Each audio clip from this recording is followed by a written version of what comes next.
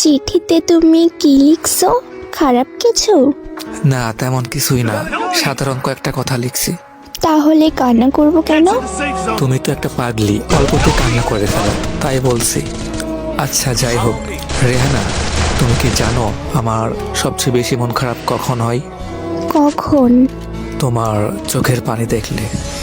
খারাপ কিছু যে কান্না করব? ঠিক আছে, কান্না করব না।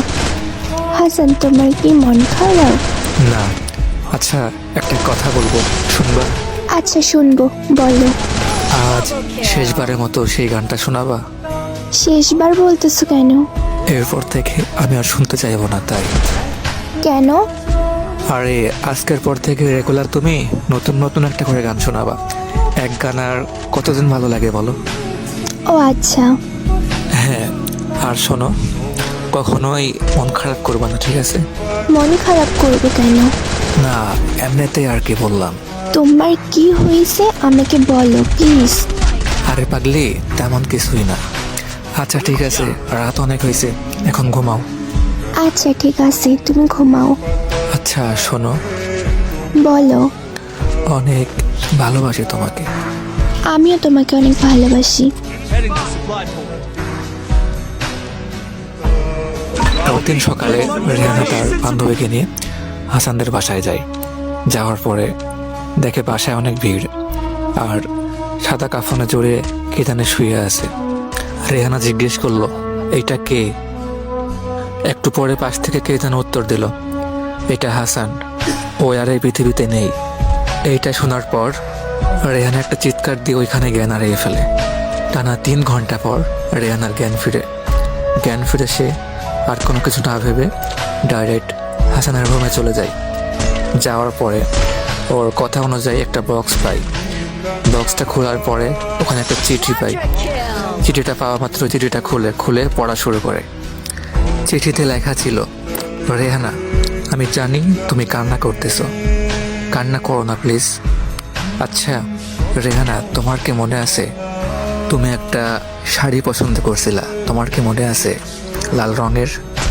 তখন আমার কাছে টাকা ছিল না, সেই জন্য ওই সময় আমি কিনে দিতে পারি নাই। শাড়িটার দাম ছিল 2050 টাকা।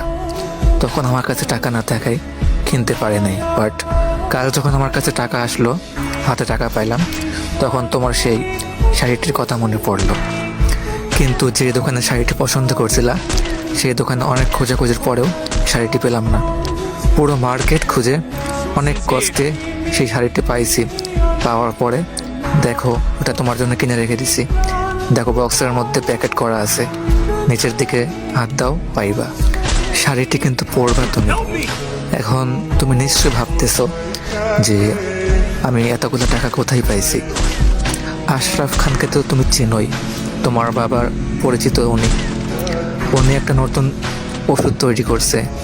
ওইটা কোনো মানুষের শরীরে দিলে মাত্র 1 থেকে 2 ঘন্টার মধ্যেই সে মৃত্যুবরণ করবে।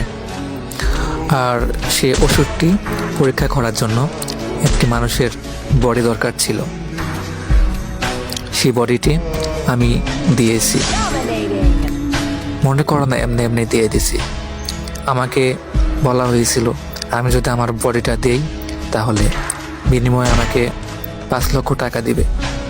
আর আমি তো একটা ব্যর্থ ছেলে, আমার বাবার হার্টের অসুখ আছে, তার কোনো চিকিৎসা করতে পারতেছি না।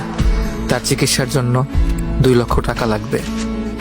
আর আমি যে 5 লক্ষ টাকা পাবো, এইখান থেকে 2 লক্ষ টাকাতে বাবার চিকিৎসা হয়ে যাবে এবং আমাদের সংসারটা ভালো চলে যাবে। বেঁচে থাকতে তো সংসারের জন্য কিছুই করতে পারলাম না, কিন্তু আমার মৃত্যুতে যদি আমার বাবা সুস্থ হয় এবং আমাদের সংসারটা ভালো চলে, তাহলে এটাই আমার জন্য ঠিক। আর এদিকে আমার বোনেরও বিয়ে দিতে হইব। আমি চাই না আমার বাবা আমার বোনের বিয়ে নিয়ে টেনশন করুক। আমি তো বেঁচে থাকলে কিছু করতে পারতাম না, আমার মৃত্যুই যদি সব কিছুর সমাধান হয় তাহলে এটাই আমার জন্য বেস্ট। সারা জীবন তো বাবার বোঝা হয়ে থাকলাম, এখন না হয় কিছু একটা করে গেলাম। এখন বাবার অপারেশনও হবে আর আমার বোনটির বিয়েও হয়ে যাবে। রেহানা, তোমার অনেক কষ্ট হতে চায় না? তোমাকে নিয়ে না আমার অনেক স্বপ্ন ছিল। আমাদের ছোট্ট একটি সংসার হবে, দুজনে একসঙ্গে থাকবো, অনেক ভালোবাসবো তোমাকে। কিন্তু